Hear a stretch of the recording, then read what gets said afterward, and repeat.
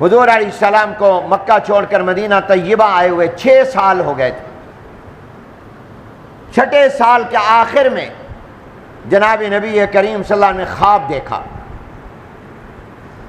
خواب یہ دیکھا کہ میں نے اور میرے صحابہ نے احرام پہنا ہوا ہے اور ہم نے سر مڑائے ہوئے ہیں، بعد میں سر کے بال چھوٹے کیے ہوئے ہیں، اور ہم بیت اللہ کا خانہ کعبہ کا طواف کر رہے ہیں۔ یہ جناب نبی کریم صلی اللہ علیہ وسلم نے خواب دیکھا۔ حضور علیہ السلام نے اگلے دن صبح صحابہ کو بتایا، بھئی ہم ہیں تو مدینے میں نے خواب میں یہ دیکھا ہے کہ ہم مکے میں ہیں، خانہ کعبہ کا طواف کر رہے ہیں۔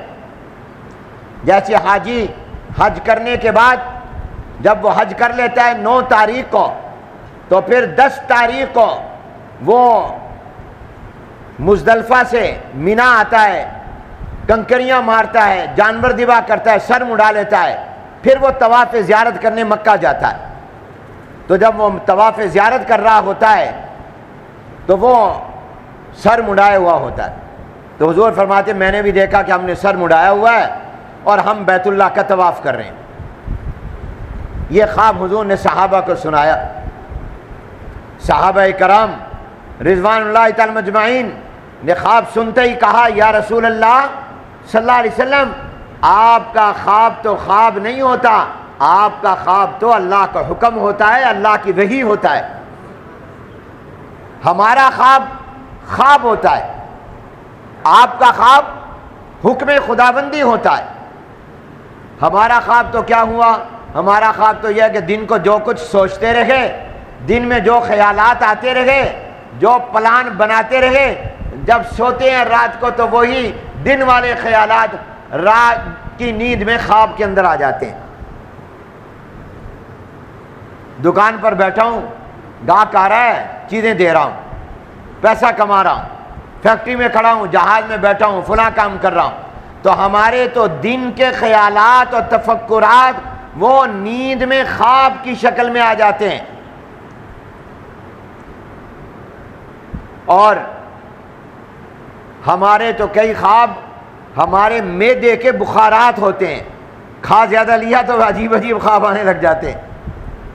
مگر اللہ کے نبی اور پیغمبر کا خواب جو ہوتا ہے وہ میرے اور آپ کی طرح خیالات نہیں ہوتے، وہ معدے کے بخارات نہیں ہوتے، وہ تفکرات نہیں ہوتے، وہ اللہ کا حکم ہوتا ہے، وہ اللہ کی وحی ہوتا ہے۔ کیونکہ نبی اور پیغمبر کی روح بڑی اعلیٰ ہے، بڑی لطیف ہے اور بہت ہی عظیم الشان ہے، اس لیے پیغمبر کو خواب کے اندر بھی کوئی خیالات نہیں آتے بلکہ احکامات آتے ہیں۔ ابراہیم علیہ السلام نے اسماعیل علیہ السلام کو ذبح کرتے بیداری میں دیکھا تھا یا خواب میں دیکھا تھا؟ بیٹے کو ذبح کرنے کا حکم اللہ نے ابراہیم کو بیداری میں دیا تھا یا خواب میں دیا تھا؟ یہ نبی کا خواب حکم ہوتا ہے، اللہ کی وحی ہوتا ہے۔ تو صحابہ نے کہا یا رسول اللہ آپ کا خواب، یہ تو اللہ کا حکم اور وحی، آپ چلیں تیاری کریں اور اس خواب کو پورا کریں۔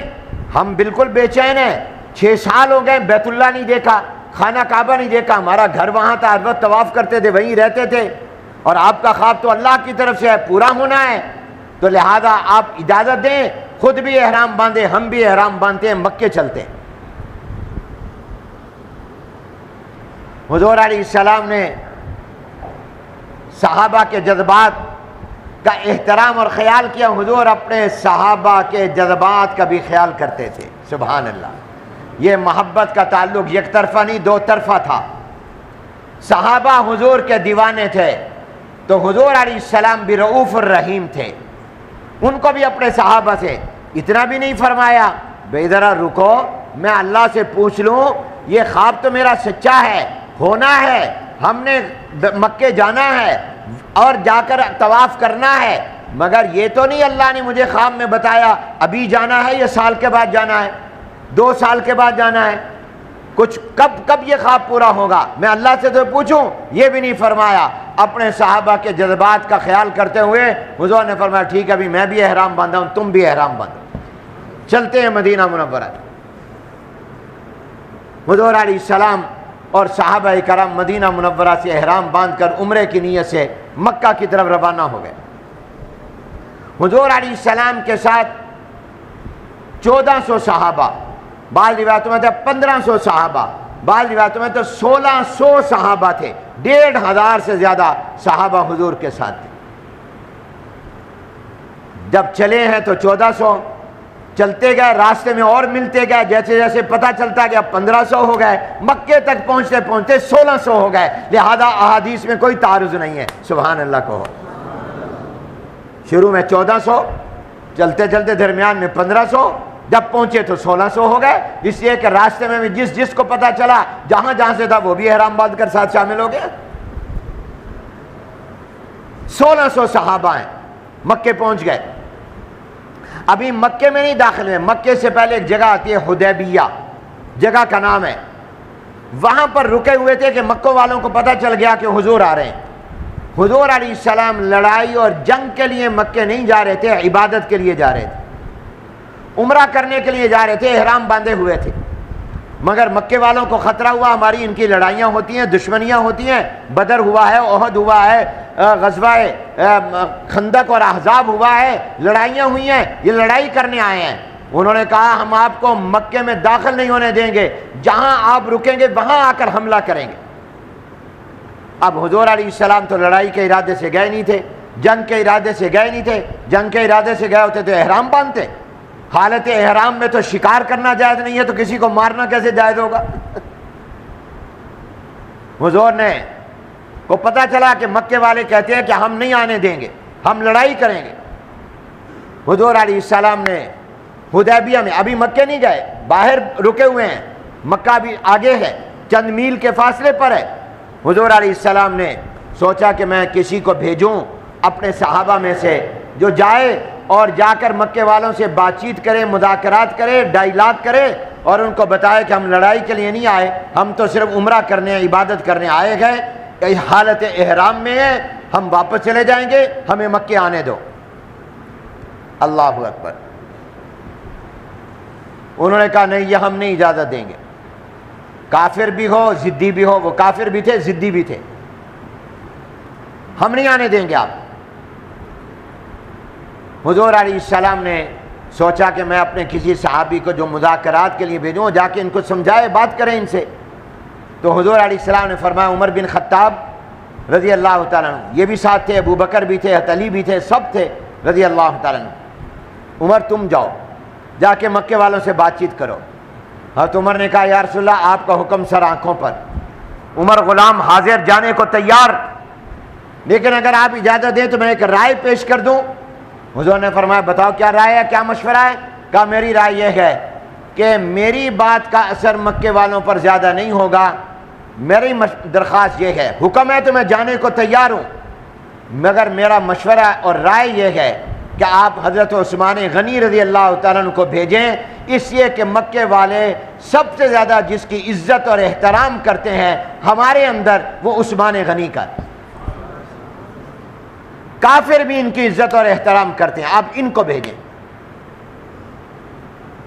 یہ مشورہ کس نے دیا؟ حضرت عمر نے۔ حضور نے اس مشورے کو مانا، فرمایا عمر ٹھیک ہے، چلو میری بھی رائے ہے عثمان غنی جائے۔ عثمان غنی رضی اللہ عنہ کو فرمایا جاؤ تم جاؤ مکے والوں سے جا کر بات چیت کرو اور ان کو بتاؤ کہ ہم لڑنے کے لیے نہیں آئے، ہم عبادت کے لیے آئے ہیں، حالت احرام میں، اور احرام باندھا ہوا ہو تو کسی کو مارنا کیا شکار کرنا جائز نہیں ہے۔ اگر احرام باندھا ہو حج عمرے کا اور مکے میں کبوتر نظر آ جائے اور آپ کو بھوک لگی ہو، شکار کرنا ہو، شکار کرنا جائز نہیں ہے، ہرن نظر آ جائے شکار نہیں کرنا جائز نہیں ہے، ہم کیسے تمہیں ماریں گے، لڑائی کریں گے۔ حضرت عثمان غنی رضی اللہ عنہ چلے گئے۔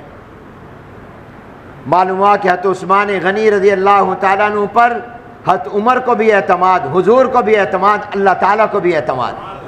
اگر اللہ کو نہ ہوتا تو اللہ روک دیتے، اور معلوم ہوا کہ اللہ نے ان کو بصیرت، فراست، فہم، سمجھ، بات چیت کرنے کا مہارت اور ملکہ عطا کیا تھا، تبھی تو حضرت عمر نے ان کے بارے میں رائے دی، اور حضور نے اس رائے کو قبول کیا، اس رائے کو رد نہیں کیا، اور اللہ نے بھی اس رائے کو قائم رہنے دیا۔ معلوم ہے تو عثمان غنی کی سمجھ پر، بصیرت پر، فہم پر، فراست پر، دانشمندی پر اللہ کو بھی اعتماد تھا، حضور کو بھی اعتماد تھا، حضرت عمر کو بھی اعتماد تھا صلی اللہ علیہ وسلم رضی اللہ تعالی۔ عثمان غنی چلے گئے، جا کر بات چیت کر رہے ہیں اور کہا کہ جی حضور علیہ السلام اور ہم صرف عمرہ کرنے آئے ہیں، ہمیں عمرہ کرنے دو، ہم لڑیں گے نہیں، ہمیں اجازت دے دو۔ انہوں نے کہا بالکل اجازت نہیں دیں گے، ہماری تمہاری لڑائیاں جنگیں ہوئی ہیں، اس دفعہ تو بالکل اجازت نہیں دیں گے۔ ہاں یہ پیشکش کرتے ہیں تم آئے ہو مکے، تم اگر چاہو احرام باندھا ہوا ہے تو عمرہ کر لو، طواف کر لو، صفا مروہ کی سعی کر لو، تم عمرہ کر لو۔ سبحان اللہ۔ حضرت عثمان غنی رضی اللہ عنہ نے کیا جواب دیا؟ کہا محمد کے بغیر عثمان طواف کرنے کے لیے تیار نہیں ہے، جناب نبی کریم صلی اللہ علیہ وسلم کے بغیر میں عمرہ کروں، حضور علیہ السلام کے بغیر بیت اللہ کا طواف کروں؟ یہ جواب انہوں نے دیا۔ ادھر صحابہ نے حضور سے کہا یا رسول اللہ عثمان کے تو مزے ہیں، وہ تو طواف کر رہے ہوں گے، وہ تو حجر اسود کے بوسے لے رہے ہوں گے، وہ تو عمرہ کر رہے ہوں گے، وہ تو چلے گئے مکے، ہم پیچھے رکے ہوئے ہیں۔ آپ اندازہ نہیں لگا سکتے تصورات میں کہ صحابہ کے جذبات کیا ہوں گے اس وقت میں۔ اس لیے کہ ہر وقت مکے کے اندر رہنے والے، بیت اللہ کو دیکھنے والے، رحمتیں لوٹنے والے، وہ 6 سال سے بیت اللہ سے دور ہیں، ان کے دل پر کیا گزرتی ہوگی، کتنا بیت اللہ یاد آتا ہوگا۔ تو کہا عثمان تو مزے کر رہے ہوں گے۔ حضور علیہ السلام نے فرمایا میرا دل یہ کہتا ہے عثمان بیت اللہ کا طواف ہمارے بغیر نہیں کرے گا، ہمارے بغیر نہیں کرے گا۔ یہ ہے عشق محمد، یہ ہے حضور اکرم صلی اللہ علیہ وسلم کی محبت۔ پیشکش ہوئی، حضرت عثمان غنی رضی اللہ عنہ نے انکار کر، میں نہیں کرتا۔ اب اس کے بعد کیا ہوا؟ حضرت عثمان غنی ان سے بات چیت کر رہے ہیں اور کہہ رہے ہیں ہمیں آنے دو، حضور کو آنے دو، ہم لڑائی نہیں کریں گے۔ وہ کہہ رہے ہیں نہیں۔ اب آگے کیا ہوا یہ آئندہ جمعے۔ وآخر دعوانا ان الحمد للہ رب العالمین۔